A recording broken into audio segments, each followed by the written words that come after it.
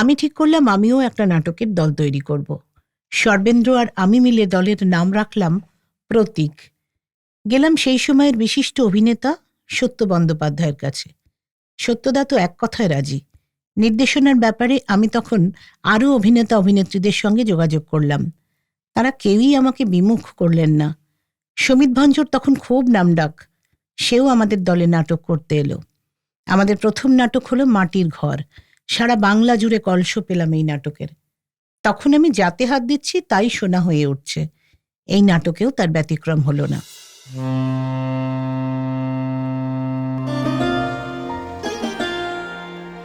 মনের বন্দরে দাঁড়িয়ে নোয়ার গল্প জাহাজ এখন শুধু গল্পের সাগরে পাড়ি দেওয়ার অপেক্ষা।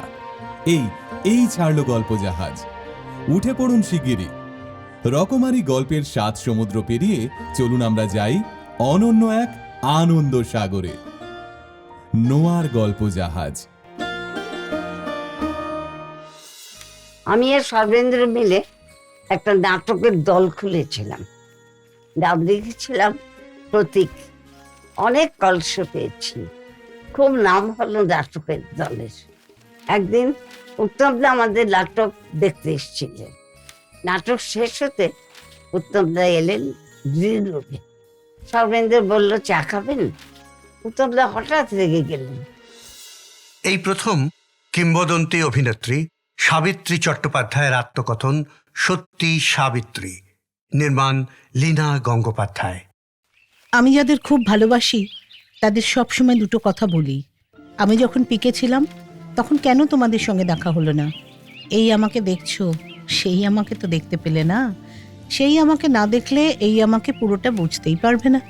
কত কাঠখড় পুড়িয়ে, কত নুড়ি পাথর পার হয়ে হয়ে রক্তাক্ত পথ বেয়ে যে এ পর্যন্ত এসেছি তা আমিই জানি। আর একটা কথাও বলি আমার জীবনে অনেক মানুষের সঙ্গে দেখা হয়েছে। তারা কেউ সাধারণ মানুষ, কেউ নক্ষত্র। আমার কাজের সূত্রে নক্ষত্রদের সঙ্গেই দেখা হওয়ার সুযোগ বেশি ঘটেছে। কিন্তু এইসব মানুষের মধ্যে দুজন মানুষের কাছে আমি বারবার শিখেছি, কত কিছুই যে শিখেছি। তাই বলি আমার ভালোবাসার মানুষদের, যারা ওই সময় ছিল না। আমার আক্ষেপ, আমি তোমাদের উত্তমদা আর সর্বেন্দ্র আমার জীবনের এই বিশেষ দুজন মানুষকে দেখাতে পারলাম না। এই দুজন মানুষকে আমি কখনো ভুলতে পারিনি, একটা দিনের জন্যও নয়। ওরা যে কি ভীষণভাবে বেঁচে আছেন আমার কাছে তা আমিই জানি।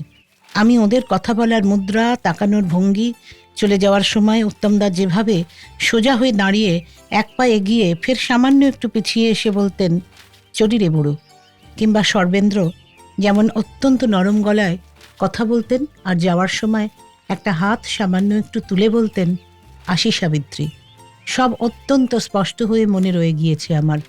আসলে মানুষ তো না চাইলে কিছু ভুলে না। আমিও এই দুটো মানুষকে কখনো ভুলতে চাইনি, তাই ভুলতে পারিনি।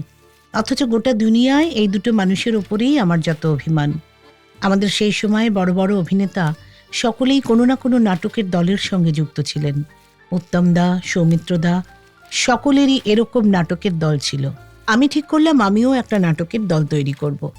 সর্বেন্দ্র আর আমি মিলে দলের নাম রাখলাম প্রতীক। গেলাম সেই সময়ের বিশিষ্ট অভিনেতা সত্য বন্দ্যোপাধ্যায়ের কাছে। সত্যদা তো এক কথায় রাজি।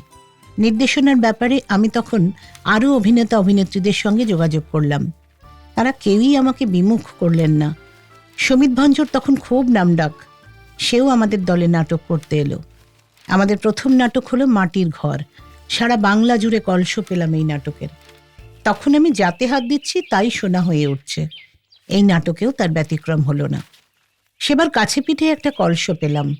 দূরে যেতে হলে যেমন আয়োজন কিংবা জোগাড়যন্ত্রের ঝামেলা থাকে, কলকাতা থেকে মাত্র কয়েক কিলোমিটার দূরে গেলে তেমন ঝামেলা থাকার কথা নয়। তাই খুবই রিল্যাক্সড ছিলাম।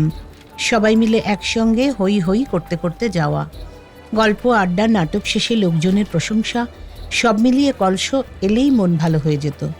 আর নিজের ব্যাপারে আমাকে তো কিছু ভাবতেই হতো না। অতন্দ্র প্রহরীর মতো সর্বেন্দ্র থাকতো আমার পাশে, আমার সুখ সুবিধের খেয়াল রাখত। এখানে একটা কথা বলি, সর্বেন্দ্র যেভাবে আমার খেয়াল রাখত আমি ততটা পারতাম না। কিন্তু একমাত্র সর্বেন্দ্রই জানি বাড়িতে আমি কিভাবে ওর খেয়াল রাখতাম। নাটকের দল, শোর কথা বলছিলাম। কি অদ্ভুত কাণ্ড! সেদিন কোনো কারণে উত্তমদা ওই দলের কাছাকাছি এসেছিলেন। মাইকে প্রচার শুনে চলে এলেন আমাদের নাটক দেখতে। আয়োজকরাও তটস্থ হয়ে উঠেছেন উত্তমদাকে দেখে। নাটকের আগে আর কোনো কথা বলা সম্ভব হলো না। উনিও গ্রিন রুমে এলেন না। নাটক শেষ হলো, হাততালিতে ফেটে পড়ছে হল। উত্তমদাকে দেখতে পাচ্ছি কার্টেন কলে বিষণ্ণ মুখ করে বসে আছেন। মানুষটাকে দেখে ভালো লাগলো না। তবে কি ওর নাটক ভালো লাগেনি? যে নাটক সবার ভালো লাগছে তা ওর ভালো লাগেনি, তাই বা কি করে হবে? আমার মনটা খারাপই হয়ে গেল। ভাবলাম উত্তমদাকে সুযোগ মতো জিজ্ঞেস করব কি কি ত্রুটি আছে এই নাটকে।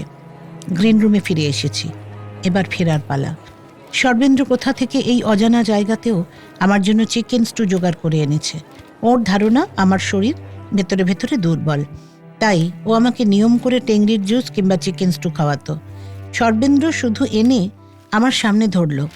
আমি ঝাঁঝিয়ে বলে উঠলাম, এতক্ষণ অভিনয় করার পর আমি খিদেই মরে যাচ্ছি, আর এখন তুমি এসব ছাইপাশ এনেছো, এতে আমার পেট ভরবে? সর্বেন্দ্র ততোধিক নরম গলায় আমাকে বোঝাতে চেষ্টা করলো, এই স্টু খেলে আমার পিক আপ হবে, এরপর অন্য খাবার আসছে। কিন্তু স্টুর মতো স্বাস্থ্যকর আর কিছুই হতে পারে না, তাই এখন আমার স্টুই খাওয়া উচিত। এই নিয়ে যখন আমার আর সর্বেন্দ্রের মধ্যে প্রচণ্ড দরজা চলছে, তখনই হঠাৎ চোখ পড়ল দরজার দিকে। উত্তমদা দাঁড়িয়ে আছেন। মনে আছে, সাদা একটা শার্ট পরেছিলেন সেদিন, চুলগুলো উস্কো খুস্কো, মুখটা ভারী বিষণ্ণ। দেখে মনে হচ্ছিল অনেক রাত ভালো করে ঘুম হয় না মানুষটার। শুধু দুটো চোখ যেন অসম্ভব জ্বলছিল। গোটা মুখে কাজলের মতো বিষণ্ণতা ছড়িয়ে পড়েছিল। তবু উত্তমদাকে অপূর্ব লাগছিল দেখতে। মানুষ যখন তৃপ্ত থাকে, সুখী থাকে, তার চাইতে সে যখন দুঃখে থাকে, বিষণ্ণতায় থাকে, তখনই বোধহয় দেখতে বেশি ভালো লাগে মানুষকে। উত্তমদাকে দেখে আমি উঠে দাঁড়ালাম। এসো উত্তমদা, আমি তো আগেই খবর পেয়েছি তুমি এসেছো। কার্টেন কলের সময় দেখলাম। আমি তো অপেক্ষাই করছিলাম তোমার জন্য। আমি ঠিক জানি তুমি আসবে। উত্তমদা অল্প একটু হাসলেন, সর্বেন্দ্রর দিকে তাকালেন না, বললেন, তবু তো আমাকে ডাকিসনি। আর যাই হোক, আমি তো উত্তম কুমার রে। কথাটা ঠোঁটের গোড়ায় এসে গিয়েছিল। তুমি যদি উত্তম কুমার হও, তাহলে আমিও তো সাবিত্রী চট্টোপাধ্যায়। না, বলিনি, সংযত রেখেছি নিজেকে। ঈশ্বরকে সেই মুহূর্তে মনে মনে বলেছি, ঈশ্বর, যদি মনের ভুলে অহংকার করে থাকি, ক্ষমা করো আমায়। সর্বেন্দ্র উত্তমদাকে বললেন, স্যার, আপনার জন্য চা আনবো? উত্তমদা শার্পলি সর্বেন্দ্রর দিকে তাকালেন, তারপর খুব রূঢ়ভাবে বললেন, নিজের অভিনয় ক্ষমতার পর ভরসা নেই? না থাকলে এ জগতে আসা কেন? সর্বেন্দ্র কি বলবেন ভেবে পেলেন না। ওর ফর্সা মুখ অপমানে কালো। আমিও অপ্রস্তুত। বললাম, কেন? এই নাটকে ওর অভিনয় তোমার ভালো লাগেনি? সবাই তো ওর খুব প্রশংসা করছে। উত্তমদা বললেন, একজন অভিনেতা অন্য অভিনেতাকে স্টু কিংবা চা খাইয়ে মনোরঞ্জন করবে কেন? উত্তমদার কথায় আমি এত আহত হলাম যা বলার ভাষা খুঁজে পেলাম না। উত্তর দিল সর্বেন্দ্র, ওর আভিজাত্য বজায় রেখে একটুও গলার স্বর না তুলে বলল, শক্তিশালী অভিনেতা কিংবা অভিনেত্রীদের এইটুকু সেবা করতে পারলে জীবন ধন্য হয়। এজন্য নিজের অভিনয় প্রতিভা কমে যায় না স্যার। আর সাবিত্রীর ব্যাপারে যদি বলেন, তাহলে বলি, ও তো শুধু একজন অভিনেত্রী নয় আমার কাছে, আমার খুব যত্নের মানুষ। ও ভালো থাকলে আমি ভালো থাকি, তাই নিজের স্বার্থেই ওকে ভালো রাখার চেষ্টা করি। সর্বেন্দ্র এরপর চলে গেল।